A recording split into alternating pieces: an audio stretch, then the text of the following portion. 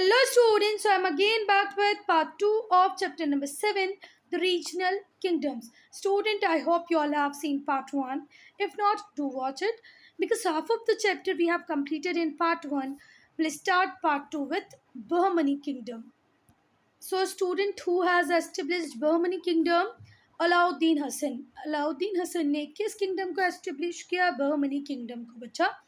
He had risen in the service of a person name Gangu. एक गंगू नाम का person था जिनको सर्विस देते टाइम इन्होंने राइज किया. मतलब उस टाइम पर्टिकुलर पीरियड में जब ये गंगू को सर्व कर रहे थे उसी पीरियड में इनका राइज हुआ, इसीलिए इन्हें हसन गंगू भी कहा जाता है. अलाउद्दीन हसन को हसन गंगू भी बोलते हैं बच्चा. ये वो व्यक्ति है जिसने बहमनी किंगडम को एस्टेब्लिश किया. Who establish Bahmani kingdom? Hasan Gangu और अलाउद्दीन हसन. सो अलाउद्दीन हसन किंग बन गए थे बच्चा. कब? 1347 में. कब बन गए थे? 1347 में किंग बन गए थे. और किंग बनने के बाद इन्होंने टाइटल लिया अलाउद्दीन बहमन शाह का. किसका टाइटल लिया? अलाउद्दीन बहमन शाह. और बहमनी डायनेस्टी को शुरू किया. 1347 में इन्होंने ये किंग बन गए. उसके बाद इन्होंने टाइटल लिया अलाउद्दीन बहमन शाह का और बहमनी किंगडम को स्टार्ट कर दिया. जो बहमनी किंगडम है वो 180 ईयर्स तक चली. कब से कब तक बच्चा? 1347 से 1527 तक जो बहमनी किंगडम थी वो 180 ईयर तक रन की, starting from 1347 to 1527. As its greatest extent, it included the whole North Deccan up to river Krishna. जब ये अपने पीक पे था, मतलब देखो बेटा, हर किंगडम का एक पीक होता है, फिर एक डिक्लाइन आने लगता है. तो जो बहमनी किंगडम थी वो जब अपने पीक पर थी, ग्रेटेड एक्सटेंट पे थी, तो इसके अंदर पूरा नॉर्थ डेक्कन एरिया आता था. साथ में कृष्णा रिवर तक का जो एरिया था वो किसके कंट्रोल में था? बहमनी किंगडम के कंट्रोल में था. जब ये एम्पायर अपने ग्रेटेस्ट एक्सटेंट में थी तो whole north Deccan up to river Krishna, the complete entire area is controlled by Bahmani kingdom. First Gulbarga, पहले गुलबर्ग, उसके बाद बिदार. इनकी कैपिटल बनी, पहली कैपिटल बनी गुलबर्ग, दूसरी बनी बिदार. पहले गुलबर्ग फिर बिदार इनकी कैपिटल बनी. जो फिरोज शाह बहमनी थे और मोहम्मद गवान थे, ये मोस्ट इम्पॉर्टेंट पावरफुल रूलर है बहमनी किंगडम का. बहमनी किंगडम के दो पावरफुल रूलर हैं, वो हैं महमूद गवान ऐसे महमूद गवान और फिरोज शाह बहमनी. महमूद गवान ये पावरफुल रूलर थे बहमनी किंगडम के. एस्टेब्लिश कब हुई थी बच्चा? 1347 में एस्टेब्लिश करने वाले थे अलाउद्दीन बहमन शाह. पहले हम पढ़ेंगे फिरोज शाह बहमनी को, जो 1397 से रूल करना स्टार्ट हुए और 1422 तक इन्होंने रूल किया. 25 ईयर रूल किया हमारे फिरोज शाह बहमनी ने, जो कि एक इम्पॉर्टेंट रूलर भी थे बहमनी किंगडम के. फिरोज शाह बहुत ही पावरफुल रूलर थे. उन्होंने गोंड किंग को डिफीट किया, हरा दिया. नरसिंह राय एक गोंड किंग थे. गोंड एक ट्राइबल कम्युनिटी है बेटा इंडिया की. तो गोंड किंग नरसिंह राय को हराकर इन्होंने कुछ टेरिटरीज को एनेक्स कर लिया.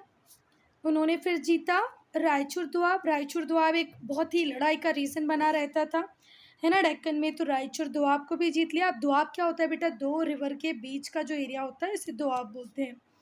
किससे जीता? विजयनगर के किंग से रायचूर दुआब रीजन जीता हमारे फिरोज शाह बहमनी ने. नरसिंह राय को हराकर कुछ टेरिटरीज को एक्वायर कर लिया है गोंड किंग की,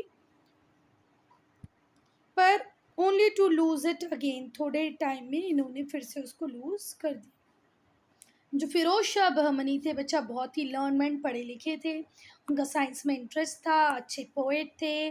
पर्शियन बहुत अच्छे से आती थी. पर्शियन के अलावा अरेबिक, टर्किश, तेलुगु, कन्नड़, मराठी, ये तो पता नहीं लिंग्विस्टिक थे भैया, कितनी लैंग्वेज आती थी इनको. Persian, Arabic, Turkish, Telugu, Kannada, Marathi, बहुत सारी लैंग्वेज जानते थे. और जो बहुत सारी लैंग्वेज जानता है उसे लिंग्विस्टिक बोलते हैं.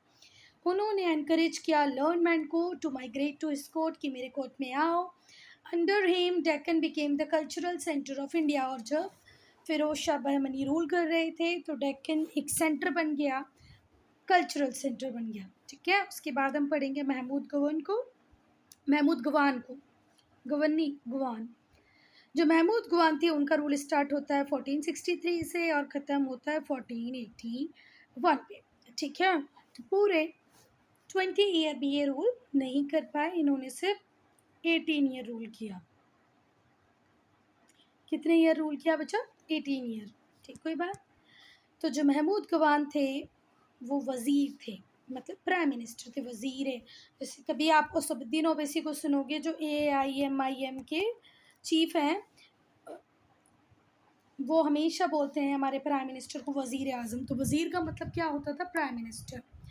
तो बहमनी किंग के प्राइम मिनिस्टर हुआ करते थे, वज़ीर हुआ करते थे गवान महमूद गवान। महमूद शाह थ्री बहमनी किंग के प्राइम मिनिस्टर हुआ करते थे, वज़ीर हुआ करते थे Mahmud Gawan. Mahmud was Persian by birth. जो महमूद थे वो पर्शियन थे by birth. He came to India and settle in to Deccan. वो इंडिया आए और डेक्कन में सेटल हो गए। फिर उन्होंने काम करना स्टार्ट कर दिया रॉयल कोर्ट में और soon gain the favour with the king. जल्दी ही उन्हें राजा का सपोर्ट भी मिल गया। तो फिर से अगर हम देखें तो जो महमूद गवान थे वो वज़ीर थे, प्राइम मिनिस्टर थे किसके रीन में? ये महमूद शाह थ्री के रीन में, जो कि एक बहमनी किंग थे। महमूद पर्शियन थे बाय बर्थ, वो इंडिया आए, फिर डेक्कन में सेटल हो गए, रॉयल कोर्ट में काम करने लगे और धीरे धीरे नहीं जल्दी ही उन्हें फेवर मिला और वो राजा की नज़रों में आ गए। भाई नज़रों में आए तभी उन्हें फेवर मिला, मतलब वो अच्छा काम कर रहे थे तो किंग भी उन्हें फेवर कर रहे थे। For 18 year he manage the affair of the kingdom. 18 साल उन्होंने जो अफेयर थे किंगडम के वो संभाले, किंगडम को एक्सपांड किया, एडमिनिस्ट्रेशन को रीऑर्गेनाइज किया। He made the kingdom very powerful. और किंगडम को बहुत ज़्यादा पावरफुल बना लिया। महमूद लर्निंग के बहुत बड़े पैटर्न थे, उन्हें मैथ्स आता था, लिटरेचर आता था, उन्होंने हमेशा इनक्रेज किया उर्दू को। बहुत सारे स्कॉलर थे पर्शिया के जिन्होंने बहमनी कोर्ट को विज़िट किया। इन्होंने मैग्निफिशेंट मदरसे बनवाए बिदार में बहुत बड़े बड़े मदरसे बनवाने का काम किया। एक तो उसमें से बहुत ही अच्छा है। Students from different part of India, India के डिफरेंट पार्ट से स्टूडेंट्स आते थे, अब्रॉड से भी आते थे पढ़ने के लिए। तो मदरसे बनवाए हमारे महमूद गवान ने। नाउ डेक्कानी एंड परदेसी कॉन्फ्लिक्ट। जो दक्कानी और परदेशी कॉन्फ्लिक्ट, इन लोगों में लड़ाई होने लगी।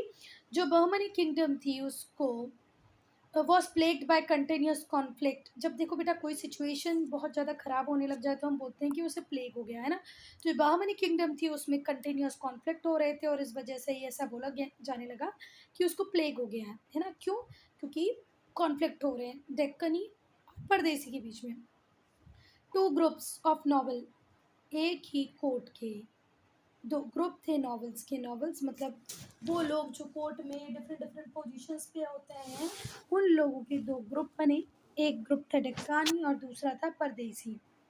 डक्कानीज वर द लोकल ओरिजिन। दक्कनीज कौन थे बेटा? लोकल ओरिजिन, जो उस पर्टिकुलर एरिया में जिनका बर्थ हुआ, जिनके पापा वगैरह वहीं रहते थे, वो लोकल ओरिजिन के थे। और जो परदेसी थे वो पर्शिया से आए थे, टर्की से, अरेबिया से, सेंट्रल एशिया से। अब देखो बहमनी किंगडम का जो कोर्ट था बेटा उसमें बहुत सारे लोकल लोग भी थे और बहुत सारे परदेसी भी थे, मतलब वो लोग भी थे जो दूसरी कंट्रीज से आए थे, है ना। तो उन्हें क्या कहने लगा? परदेसी कहा जाने लगा। डक्कानी मतलब वहाँ के ओरिजिनल नेटिव। तो बेटा ये जो दो ग्रुप थे डेक्कानी और परदेसी, ये एक दूसरे को पसंद नहीं करते थे, एक दूसरे के खिलाफ प्लॉटिंग करते रहते थे। तो they were look down on as foreigner by local Deccanis nobles. बेटा जो लोकल डक्कानी नॉवल थे, ये जो बाहर से लोग आए थे उनको बहुत ज़्यादा पसंद नहीं करते थे। ये जो दो फैक्शन थे ये हमेशा एक दूसरे को स्कीम करने में लगे रहते थे। अब महमूद गवान खुद भी एक परदेसी थे। He fail to unite the two group, और वो भी दोनों ग्रुप को यूनाइट नहीं कर पाए। महमूद गवान इंडिया के जो थे, ये भी हमने देखा वो पर्शिया से आए थे, उन्होंने बहुत ट्राई किया कि ये दोनों ग्रुप को वो कंबाइन कर दें, पर ऐसा हुआ नहीं। हिज अपोनेंट्स हैज्ड अ कॉन्स्पिरेंसी, और उनके अपोनेंट ने एक कॉन्स्पिरेंसी कर दी उनके खिलाफ, एंड हिम एग्जीक्यूटेड इन 1481, और 1481 में उन्हें एग्जीक्यूट कर दिया गया। तो भैया महमूद गवान ने बहुत ट्राई किया कि ये जो दोनों ग्रुप हैं ये साथ में आ जाए। उनके जो अपोनेंट्स थे उन्होंने उनके अगेंस्ट में, महमूद गवान के अगेंस्ट में कॉन्स्पिरेसी कर दी, और फाइनली 1481 में इन्हें एग्जीक्यूट कर दिया। यहाँ पर कुछ अचीवमेंट्स पढ़ेंगे हम बहमनी किंगडम के। पहले एडमिनिस्ट्रेशन को देखेंगे। एडमिनिस्ट्रेशन मतलब अब हम लोग अचीवमेंट्स पढ़ेंगे किसके, महमूद गवान के, या महमूद गवान के अकेले नहीं, के बच्चा पूरी बहमनी किंगडम के अचीवमेंट्स को पढ़ेंगे। तो पहला हम देखेंगे एडमिनिस्ट्रेशन। तो एडमिनिस्ट्रेशन में जो वज़ीर और वकील हुआ करते थे ये एडमिनिस्ट्रेशन के हेड हुआ करते थे। दूसरे सीनियर ऑफिसर्स भी थे, जैसे अमीर जुमला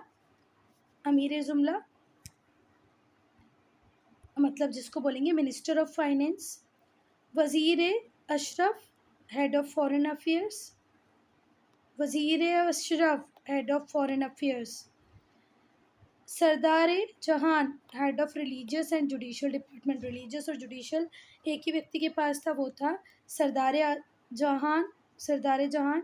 वज़ीर अशरफ था हेड ऑफ फॉरेन अफेयर्स, और अमीर जुमला था हेड ऑफ फाइनेंस। अमीर जुमला। जो बहमनी किंगडम थी वो बहुत सारी प्रोविंसेस में डिवाइड थी, जिसको आप तरफ्स बोलते थे। हर तरफ का एक गवर्नर हुआ करता था। ईच तरफ was under a governor called Aamir, और तरफदार आमिर उस पर्टिकुलर एरिया के गवर्नर होते थे। इन्हें जागीर दी जाती थी। The governor had their own army, governor की अपनी आर्मी होती थी। ये जब रिक्वायरमेंट होती थी मैन को, भले किंग की हो या मैन की हो, ये वॉर के टाइम में दोनों को ही सर्व करते थे। कौन? जागीरदार, मतलब गवर्नर्स की अपनी खुद की आर्मी होती थी। तो गवर्नर जब किंग को रिक्वायर्ड होता था तो इक्विपमेंट भी सप्लाई करते थे और अपने लोगों को भी लड़ने के लिए भेज देते थे। अब बेटा यहाँ मैं आपको एक इम्पॉर्टेंट इन्फॉर्मेशन देना चाहती हूँ, that is more to know section. जो महमूद गवान थे वो हाईली रिगार्डेड स्कॉलर, बहुत ही इंटेलिजेंट व्यक्ति थे। उन्होंने 2 ट्रीटीज़ ऑन लेटर राइटिंग लिखा हुआ है। He wrote 2 treaties on letter writing, namely Manazir al Insha, Manzir al Insha, देख लेना, पूछ लेना जिसको प्रोनाउंसिएशन करना है। तो महमूद गवान बहुत बड़े स्कॉलर थे। उन्होंने 2 ट्रीटीज़ ऑन लेटर राइटिंग लिखा है, मनाजीर इंसान और रियाज अल इंसा, इंसान बोला ना मैंने अभी, मनाजीर अल इंसा और रियाज अल इंसा, ये उन्होंने लिखी हैं 2 treaties. Therefore these treaties Mahmud Gawan sought to impart technical training, और इसमें टेक्निकल ट्रेनिंग की बात करें Mahmud Gawan in letter writing to the munshis को लेटर राइट करते टाइम किस तरीके की वो अपने ऑफिस में काम करने वाले लोगों को लेटर राइटिंग की ट्रेनिंग देना चाहते थे कि उनको मुंशीज़ को कैसे लेटर लिखना है।